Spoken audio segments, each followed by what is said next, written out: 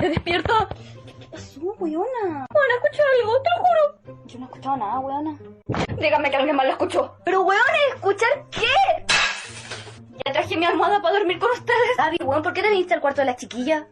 Weón, de verdad no escuchaste esa wea. Que ahora que, weón, tenés que estar weyando si no escuchaste ese tremendo ruido. ¿De qué chucha están hablando? Yo no escuché ni una wea. Ya sé, tampoco yo quería dormir solito. Toda, ¿me podía abrazar, weón?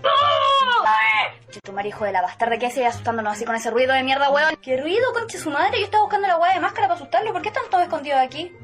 ¿Tú no lo escuchaste acaso? ¿Escuchar qué? Yo solo los quería asustar con la máscara.